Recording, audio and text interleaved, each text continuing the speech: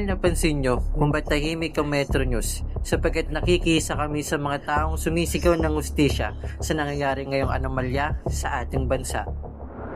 September 12, 2025, inumpisahan ng Senado ang unang pagdinig sa impeachment ng ikalawang Pangulo.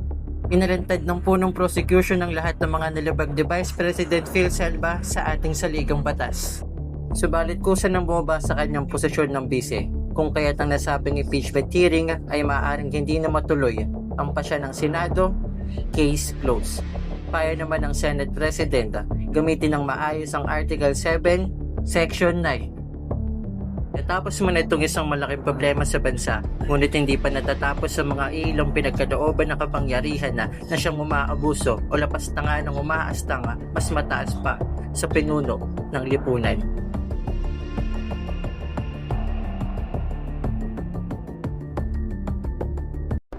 Sino ba may hawak dyan? Tangina, bata ko lang yan dun ah. Ano kayang magiging reaksyon ng National Bureau Investigation Director at ang Malacanang ukol sa issue na to? Naway, maging patas. Umaasang lahat na malulutas na mga taong nakaupo ang sunod-sunod na kamalian nangyayari, hindi sa labas, kundi sa loob ng anay ng pamahalaan. Hindi kami mananahimik hanggat hindi nakakamit ng taong bayan ang nais silang katahimikan sa ating bansa. Para sa masa, kami ang magsisilbing boses, ipinangako sa publiko na hindi titigil ang balita hanggat may mga taong nakaupo na pilit na nagbubulag-bulagan.